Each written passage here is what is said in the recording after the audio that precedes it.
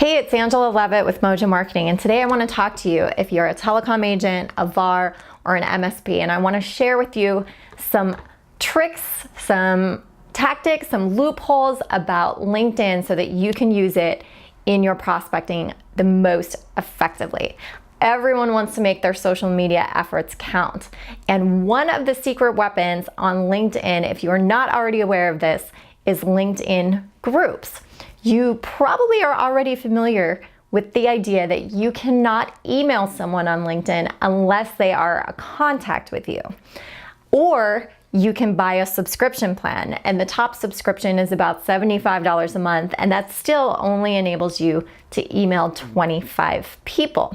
However, there is a big loophole, and that loophole is through groups. If you are a member of a group and someone else is a member of a group, more than likely you will be able to email them directly through the group.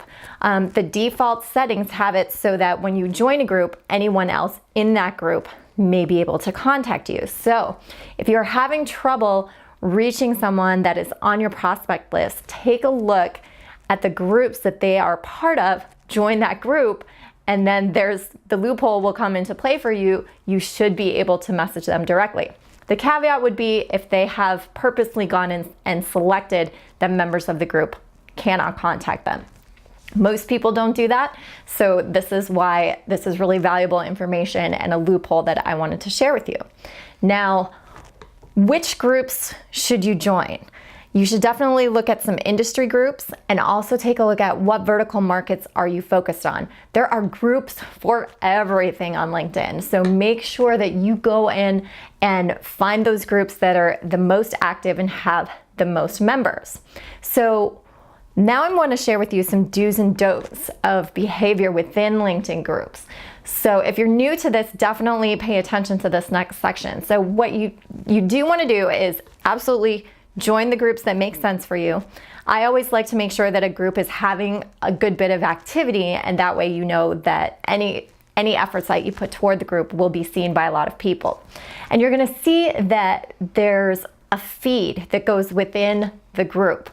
So one of the best things you can do to start off is just comment on the things that other people are posting, share them, like them. Start to just show up there and have people know who you are. If someone asks a question, answer the question. As you start to develop good content, add the content to the group as long as it's not too salesy. So you can add your blog posts, your videos, infographics, anything that you are creating that would be relevant and appreciated by the group. Start to post it and put it in there. You can also ask some thought-provoking questions and be prepared to respond to the answers that you may get to the questions. And overall, just offer your expertise without sounding too much like a commercial. You want to build friendships here and expand your network. Now, a few things that you don't want to do within the context of a LinkedIn group. Do not, under any circumstances, spam the group. You will see people do this and they get kind of, blocked or shunned by the group. No one appreciates that, so do not do it. Don't be overly salesy. Don't become that guy or that gal who posts way too much or appears overly anxious. You want to really make sure that all your activity within the group is valuable. You're adding value constantly to the group. This is the best way to network in general, but especially online and within the context of LinkedIn groups. Now, you may be wondering, okay, I have this contact list. I have these people that I want to target. I can now email them. I figured out a way because we have some common groups. What do I say in that first email to get them to react to me? And some research was recently done by VARs and InsideSales.com, where they specifically tested a bunch of different calls to action, and they listed out the top 3. And so I want to share these with you. They're really important. So the first one is point me to the right person. So you're going to write an email to the highest person that you are connected with or that you can connect with within the company. If you can connect with the president or the CEO or a VP level, even though that person might not be the contact that you need to connect with to further your sales process, reach out to the highest level person possible. And here's why. You're going to ask them to point you in the right direction. Say, hey, I'd like to have a conversation with your CIO or, with someone on your staff about this, this, and this.